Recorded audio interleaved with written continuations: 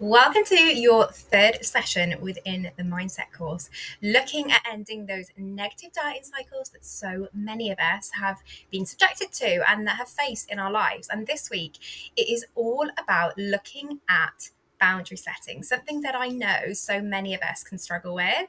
So today we're going to be looking at how to say no to others so that you can say yes to your goals. And we're going to be looking and dissecting through what boundaries are, their purpose, why they're important to us both for and outside of our weight loss, how we can implement stronger boundaries in a way that we feel confident, and how we can also learn to just use one of the most powerful words when it comes to your weight loss journey and any aspect in your life. So, starting off, let's have a little bit of a look through the session. So we're going to be able to understand the power of setting boundaries, learn some techniques to say no without guilt, and look at prioritizing your goals and your self-care. So let's start with the basics. What is a boundary? So a boundary is like that invisible line that you draw around yourself to show others how you want to be treated and what's acceptable to you, importantly.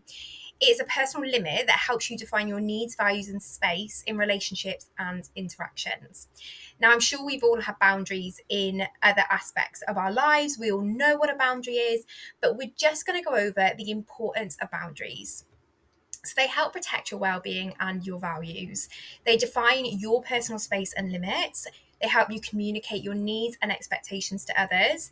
And they help maintain healthy relationships and self-respect. They prevent overcommitting and burnout, which I know so many of us, especially in this day and age where we have so many responsibilities, we have people pulling us here, there, and everywhere, that when we don't have those boundaries in place, the burnout can be real. And it encourages clarity, balance, and self-care in your own life. So it's really important that we remember the reason that we have boundaries and why it's important for us to put them into place, because it can be really challenging. It's something that a lot of us find quite difficult to do. But by not doing it, we can cause real harm to ourselves, our well-being, our mental space, and also inevitably on our weight loss journeys. So some of the kind of healthy boundaries that people may have in place in their life already, though I'll be the first to admit I haven't got all of these, but we're trying, is things like work-life balance, having social media limits, so reducing that scroll time or curating your feed so that you don't see things that are maybe going to be upsetting or triggering for you. Saying no, just saying no every day to whatever it is a boundary. Personal space, so by implementing the boundaries regarding your own personal space, whether that be your physical personal space or space such as your home and who you allow to come in and things like that, we help improve our own well-being, mental clarity and creativity. And financial boundaries, this is one that I'm perhaps not so good at, but I'm trying. That things like having a budget, for example, that is a boundary that you're putting in place with yourself, and it helps reduce stress, promote savings, and improve your overall financial well-being. So you can see that there's lots of different areas in life that we're going to need to have boundaries and put boundaries in place in order to service in one way or another. So I tend to find that there are four main reasons with me and my clients that boundaries become difficult to implement. So you can see on the presentation here that I have them noted along with why people perhaps feel those things, but just know that this is just from experience. Yours may be totally different. As with everything in this course, you may have things that you relate to and don't relate to, and there may be areas that are not noted in here that you struggle with, but hopefully this gives you some examples and gives you a springboard to go off and delve deeper into why you find those things challenging. So the examples that I have here, we've got low self-esteem. So people may not feel worthy of asserting themselves or believe that they deserve the boundary that they want to put in place. A lot of people will have issues with desiring approval from others because they might feel fear or rejection, or disapproval if they assert themselves. There's guilt and obligation, and this is really common with families. So people will sometimes say, well, I can't say no to going to that event because so and so asked me, or I have to do that because it's what my mum always does. So guilt and obligation can be a really big one. And fear of conflict. So many people fear conflict, and I'm in that camp. Like, I do not like conflict. I'm not naturally confrontational, and so we may be worried that we're going to cause upset or disappointment or even anger in somebody if we try and implement that boundary that we need to for ourselves. Now, whilst there isn't one clear and easy fix for how to overcome these, I do have some top tips for each area. What's important to remember with things like this, when we're working on ourselves, there isn't going to be something that happens overnight that makes the change. It's about implementing the changes slowly over time to build your confidence and build up your ability to handle difficult situations. So, if we start with fear of conflict, here are 4 things that you can do to try and help overcome this. So, the first is to set clear goals. So, define your weight loss goals and reasons behind them to boost your confidence in setting boundaries. This way, if you do have any conflicts, so if anyone is upset, disappointed, or frustrated, you are clear in why this boundary is being set so that you're able to explain that and get that across to the other individual that you're having to have that conversation with. Use assertive communication so we can practice responses that are a bit more assertive, like politely declining unwanted advice or comments about your weight loss journey. Being assertive really helps, because what you'll tend to find in situations when you're trying to set a boundary, if you seem wobbly, that's when people are going to push more and more and more, and then ultimately we normally kind of give in to that pressure. If you're really clear on why something has to be a certain way for you, it's going to make that conversation so much easier. Build a support system. This is really important for all of the ones that we're about to discuss, but I think especially with fear of conflict, because it's good to speak to other people and get their opinions, get their support, get their confirmation of why you're doing what you're doing, to build that confidence up in yourself, to help. And practice self-compassion. So being kind to yourself throughout the boundary setting process is really important. And remember that it's okay to prioritize your well-being and goals, even if that means that somebody else has to face some discomfort or conflict, or someone else has to be slightly unhappy. It is okay. That conflict, yes, it may come about. People may be a bit upset, but approach these conversations as if you were getting that information. If somebody was putting that boundary in place with you, how would you react? And maybe you're going, yeah, but they would react differently. Okay, but that isn't on you. That is on them. And just because they have a different reaction to you does not mean that that then undermines the boundary that you want to set in place.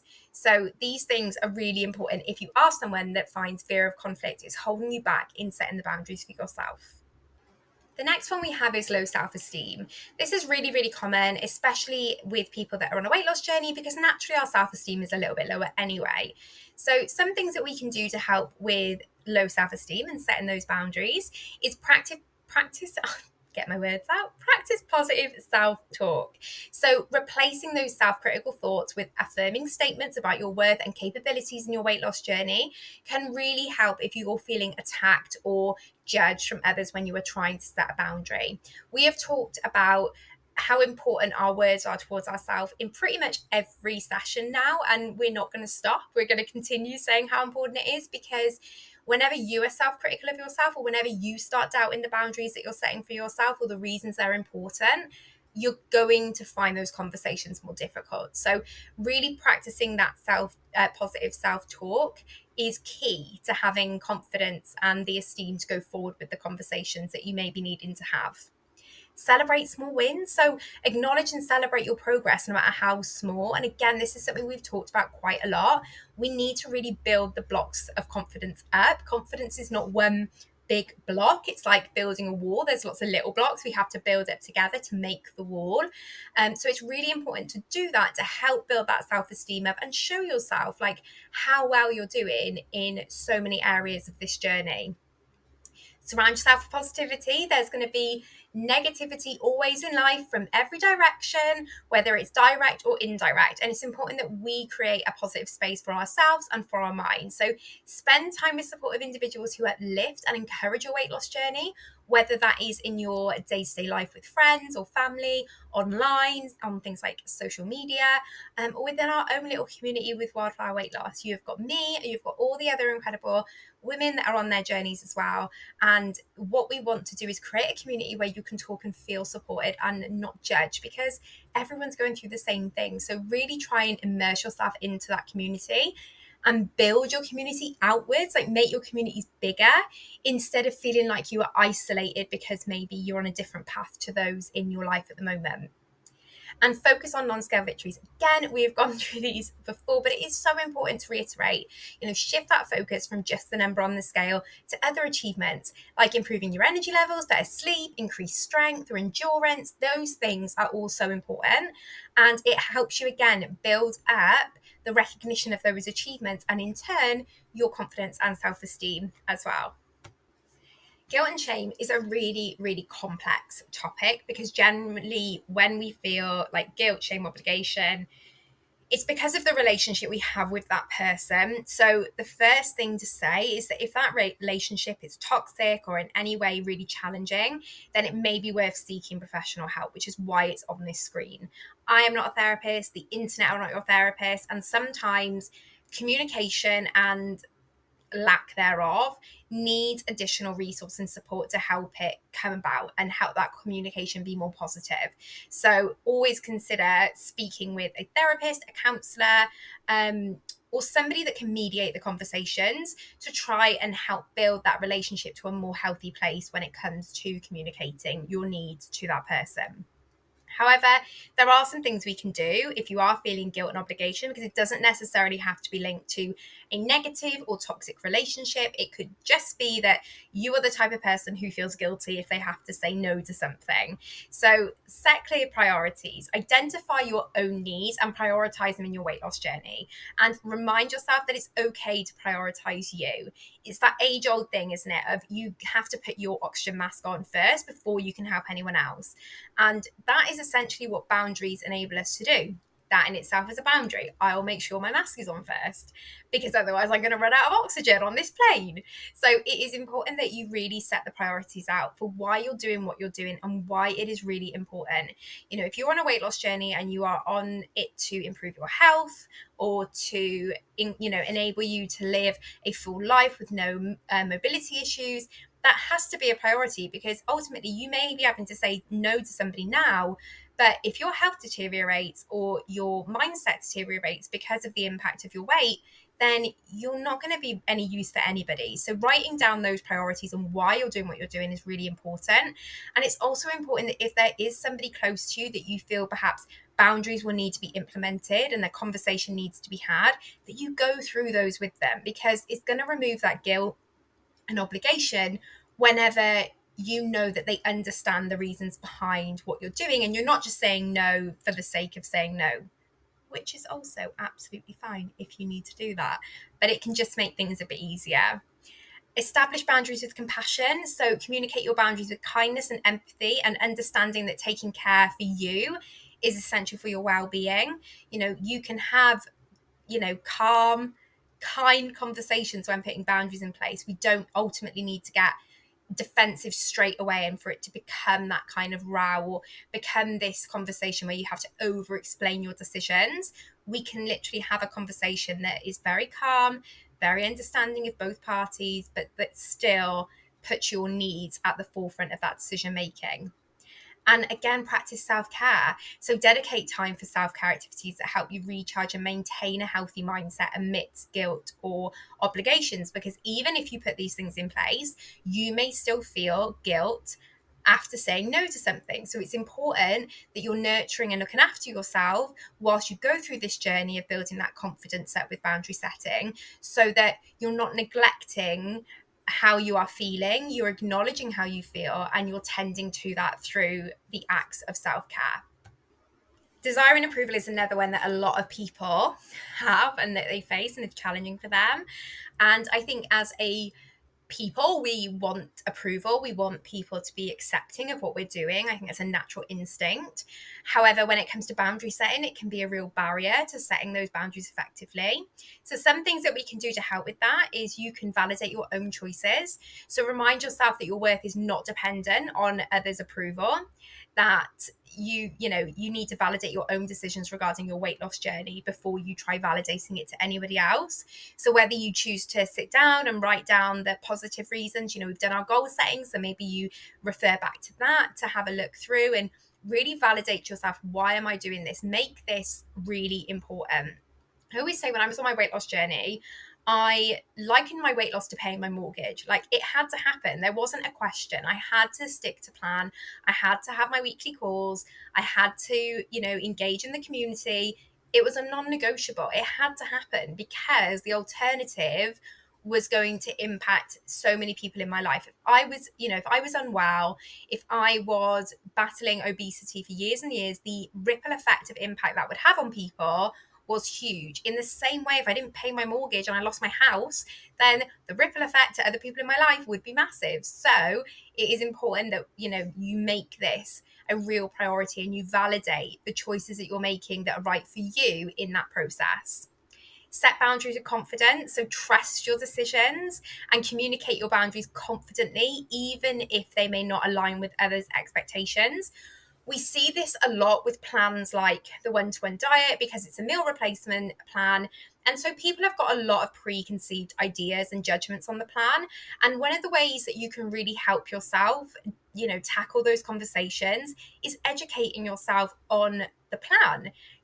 Did you know that the plan has been around for 40 years? It has been endorsed by many different organisations, including the NHS, Diabetes UK, the British Heart Foundation, the late Michael Mosley, God love him. He was a massive advocate for VLCD plans in reversing type 2 diabetes and heart conditions, and showed the effectiveness that they can have when done for short periods of time. And obviously, when we look at plans like the one-to-one diet and we look at steps such as step 1, where it is fully meal replacement, those are intended for short periods of time to enable us to get weight off, reverse any negative health effects, and be able to have time to work on mindset and things like that so that we can then move through the steps through maintenance. If you don't understand the science behind it, then yes, it looks like a faddy diet. But being confident in the plan, the purpose of the plan, the reason why it's been around for so many years, the importance of all aspects of the plan will really help you be confident in those conversations. And that helped me so, so much because I was able to almost rebuke people's opinions or ideas. And instead of firing back with my opinions or my emotional response, which is really common, especially if we feel like something we're doing is being attacked, I was able to simply come back with science and facts. And it made the conversations turn from people being judgmental to people being genuinely interested in the plan and not understanding it. People may not have an understanding of the purpose of the plan or the products or why it is the way it is. But whenever you can explain it to them from a more factual perspective, it can really, really help. And there's so many resources that you can use to help improve your understanding of the plan. We have an incredible study called the Droplet Study, which looked at the impacts and reversal abilities of the plan on type 2 diabetes. And I'm going to include some other resources within the section for this lesson so that you can have a wee look through and learn a little bit if you want to learn a little bit about it. Surround yourself with supportive voices. Again, a couple of these overlap because a lot of these have interlinking issues, and to be honest, a lot of us are going to struggle with more than one of these as well. So again, look to engage with those communities, have that support network, engage with your consultant, me, and really build up that positive noise that you have surrounding what you're doing. And practice assertiveness skills. So build assertiveness skills to express your needs and boundaries effectively without seeking constant approval or validations from others. Now, this can start from really little things. Somebody can merely ask you if you want a cup of tea, and where you normally would always say yes, you could just say no. Practicing assertiveness is really important. It's an important skill to have, and you can be assertive without being rude or brash or disrespectful in any way. Assertiveness is just being able to put across your point in a way which respects your needs and your wants and your personal desires. So generally, when we're looking at how can I feel comfortable saying no without guilt, it just means that we need to perhaps change our approach to that conversation or message or whatever method in which you are setting that boundary based on the individual and the request or boundary that is needing to be put into place. So these are the 3 ways in which I would typically approach setting a boundary with somebody, especially when it was to do with my weight loss journey. So the first is a direct and firm response. And again, direct and firm does not mean rude and angry. It just means that I'm going to not kind of fluff it up. I'm not going to give loads and loads of explanation. I'm going to give you my answer, and that is kind of going to be the end of the conversation. Now, this is going to feel so uncomfortable for some people. Definitely did for me to begin with. However, the more I practiced it, the more I realized that a lot of people in my life actually prefer me to just have a direct response when it comes to things that I maybe want to say no to. So an example here is saying, thank you for the invitation, but I'm committed to my weight loss journey. I need to stick to my plan. I'll have to pass this time. That's it. End of conversation. We don't need to give any explanations. We've made it clear what our priority is, and our answer is to whatever the invitation may have been. It doesn't mean that anything nasty is happening. We don't need to have an argument. And we've explained to them the reason why we're having to say no.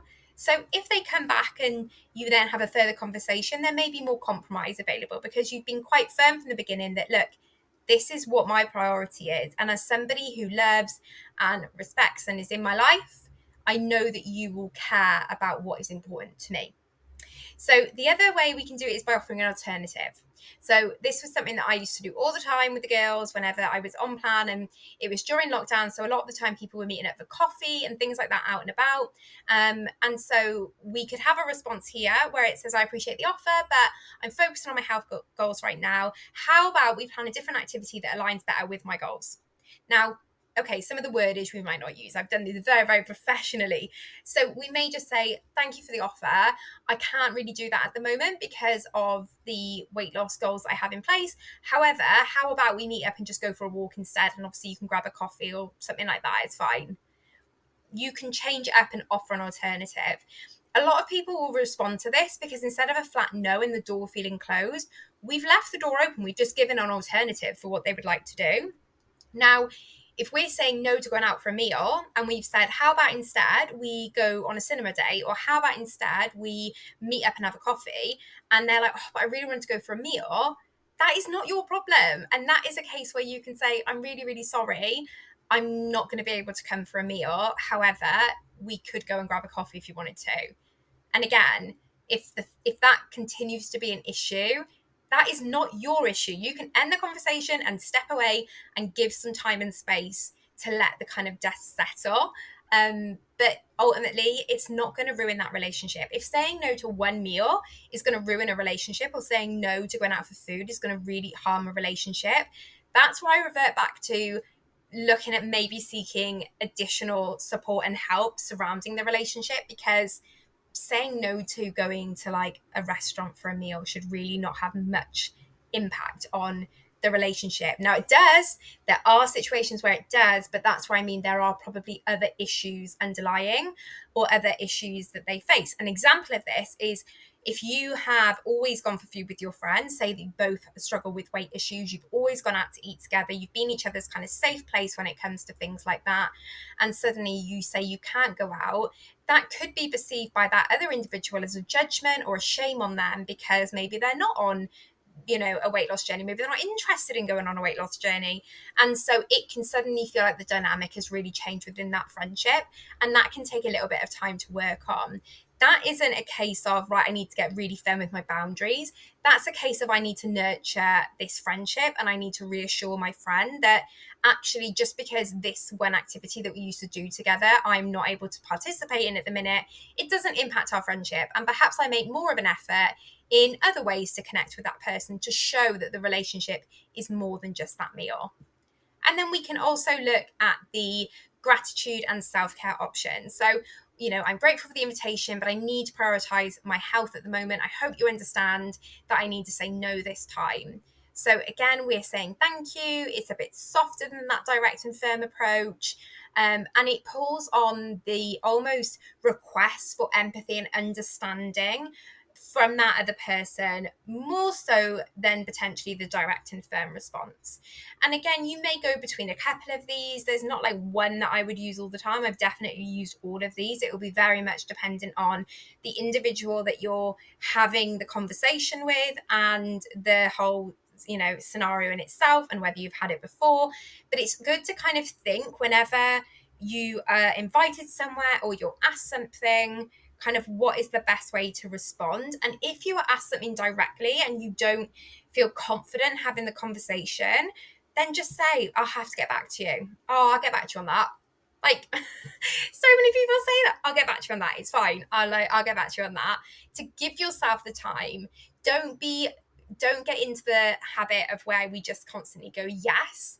Take time to pause. Practice the pause. Like, it is so important, and you're gonna hear that expression more in future sessions that we're doing, but it is important in this because sometimes we have knee-jerk reactions to requests, and actually we need to give ourselves time to just go away and think, and be able to go based off what our priorities are and what's best for us. So practice the pause, say that you'll get back to them if you need to, and then you can go away and actually really plan out how you're going to address the situation so that you can, one, grow in your confidence when it comes to setting boundaries. Two, you can continue to prioritize your goals and your well-being. And three, you can ensure that any conversation that you enter into is coming from a calm place instead of a panicked place, which can happen if you're kind of feeling like you've been put on the spot.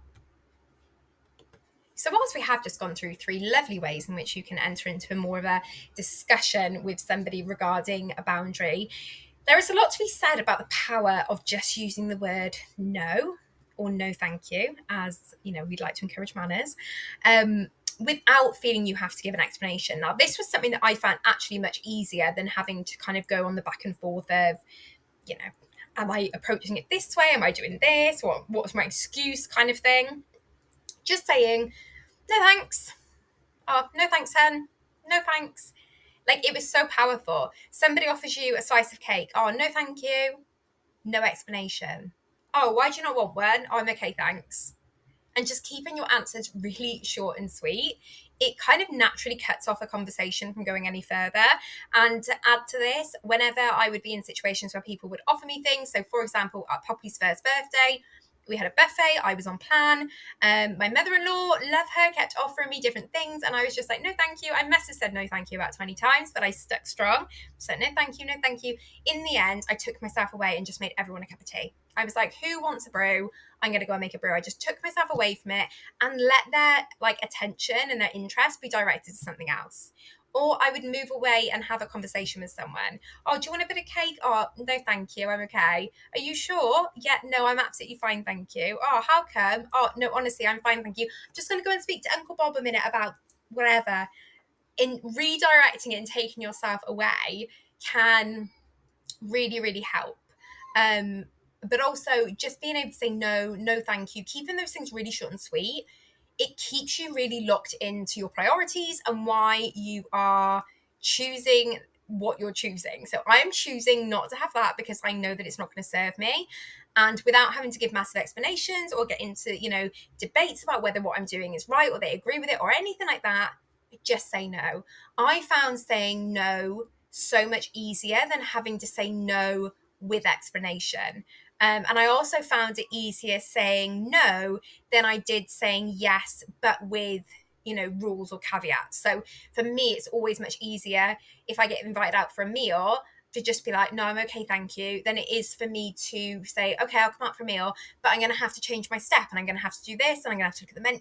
For me, it was just easy to say no, thank you. And it didn't impact me. I didn't bother me, like not going for a meal or whatever it was.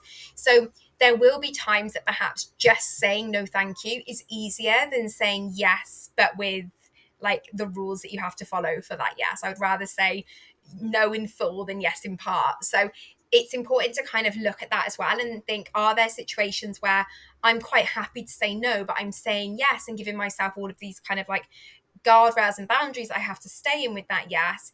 So actually I'm not really enjoying myself properly at whatever the event or what have you is, then it is to just say no thank you.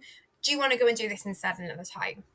And it's important that you're able to practice saying no, because it is a really powerful word, and it's a powerful word in helping you set those boundaries. So here we have a bit of a boundary check sheet, and this is something that you can go to whenever you're feeling like there's potentially a boundary that I need to put in place. And this is where the practice pausing comes into so much like worth. It's worth its weight in gold when it comes to this, because practicing the pause means that you give yourself time to go away from whatever request or whatever it is that's been made of you, and you can go away and make a plan in order to address it in a way that's going to be good for you, good for the other person, and make the whole experience much more positive. So you need to review the boundaries. So someone may ask you for something or for you to do something which impacts your goals, and therefore we need to implement a boundary. So if that is being done, then we need to go back to our goals and our priorities and see, is what that person has asked me impacting one of these areas? Then we can look at, it's a simple no okay? Is it a situation where you just feel confident to just say no without explanation? Just no thank you. And then we look at, are we confident? Are you confident in having the conversation? And if not, what support may you need? Do you need to reach out to a friend, to the community, to me, to somebody that you can get some advice and some direction from? And then pause, plan, and remember. So you don't need to respond straight away. So take your time, plan how you want to approach the conversation, whether that's in person or over text. And remember why it is important to set your boundary and why your needs are just as valid as someone else's wants. And this is where everything that we've kind of brought up until this point really comes into play. Now, some of these things you will know that somebody said something and it will trigger, like, I'm going to have to give an answer or put a boundary in place. And we know a simple no is going to be fine. And then that's the end of the cheat sheet, right? But there's going to be other things where you may be asked something that you need to go away and take your time and do this to really help in your answer. So maybe somebody's asking you on a night out, or maybe somebody's asking you to go on holiday. I don't know what it is. Could be anything. You may need time to go away and really reflect to come up with your decision, because the other thing is that somebody could ask if you want to go and do something, and in the moment you're not really sure. Maybe that you have that instinctive reaction of being defensive and overwhelmed that is being put to you directly. So you need time to go away and review, actually, do I need to put a boundary in place with that, or is it something I'm completely comfortable doing? And that takes time for you to identify within yourself. But like I said, it hurts nobody at all to say, oh, I'll let you know in a bit, or let me get back to you, or let me just check the calendar, to be able to go away and have a little look through this. If we can review, what are our priorities? What are our goals? Is it a simple no thank you? Or is it something I need to maybe plan out a little bit more? Am I confident in doing that and having that conversation? Or do I need to lean on somebody and get a little bit of support? And do I need to go away, practice the pause, plan, and remember myself why, what I want, my needs, my desires, my, priorities? I need to remember that those things are just as important as somebody else's want of me to go and do something or have something or whatever it may be.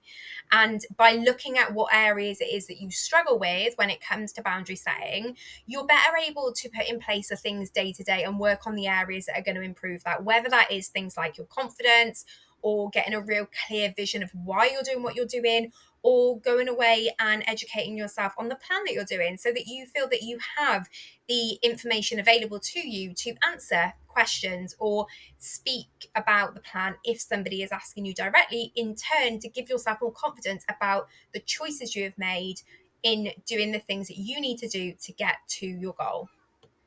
So here is some homework for you this week, and this is all about boundary setting practice. So reflect on a recent situation where you struggled to set a boundary, and maybe look then for one specific boundary that you want to establish or even reinforce. Maybe you've got a boundary in place, but it's a bit wishy-washy, so you really want to reinforce that. You're going to practice that assertive communication that you want to establish through role-playing scenarios with a trusted friend, with me, or just by writing it down. And for me, writing down really helped, because I could write it down and then actually see how it was going to go. I could see what my mind was thinking and maybe make changes. And it's not to then make your response scripted, but it's just so that you can kind of get down the key points perhaps you want to have in that conversation, or what you want to say, so that you're not going into it completely blind. And then throughout the week, I want you to actively look for opportunities to apply your boundary setting skills in real life situations. So it could be that somebody offers you that slice of cake. It could be that somebody asks you to take on that extra bit of work, or somebody asks you if you can pick up something in the workplace. It doesn't all have to be weight loss related, because like I said, there are so many areas of our life where we should instill boundaries in order to promote our happiest, healthiest self. So it could even be a boundary around social media and screen time. It could be looking at your budget for the month in your family. It could be any of those things that you want to look at and start applying those boundaries and putting them into place. Sometimes the hardest boundary conversations are with ourselves, not even with other people. So it's important that we're practicing those boundaries in any area of our life where they could be positive. And then keep a journal to track your progress, noting your successes, your challenges, or any areas that you feel like you wish had gone better or that you want to improve in. Being able to track that, like we discussed last week with the food and mood diaries, it's important that we see the actual areas or trends of things that are happening. It may be that, for example, there is a particular person that we struggle to put boundaries into place with. It could be a boss or a manager, it could be your partner, that unless we can kind of see how those conversations are going, when we reflect back, we may look on them from an emotional perspective instead of just kind of seeing, okay, how did things play out and what could I change that would be different? And obviously, we now have the amazing app that you can go through and use to diarize all of this in the app journal. And then we want you to reflect on your experiences at the end of the week and consider how setting boundaries impacted your confidence, your self-esteem, and overall well-being in your weight loss journey for that week. So again, it's important that we collect data. So we are journaling, we're looking for trends, but it's also important that we take the time to reflect and think, actually, did saying no to that person do everything my anxiety told me it would do? No. The world didn't end. Nobody died. Everyone moved on with their life. And you can look at, actually, and this is what I did. I realized suddenly that saying no, nothing bad happened. So then I was absolutely fine saying no again. I think to begin with, whenever I was saying no to things, people were worried that I was missing out. And that's where, again, really showcasing to people the wins that I was having or how good I was feeling was so helpful, not just for me to understand that it was a real positive, but for them to understand that me saying no to something genuinely wasn't me not being able to have fun or a good time or anything like that. Actually, it was protecting how good I was feeling and the positive things that were happening because of me being able to put that boundary in place. And as always, I love a quote. I love a quote to end these sessions. And this is a really amazing one that says, taking care of yourself is the most powerful way to begin to take care of others. And this is so true.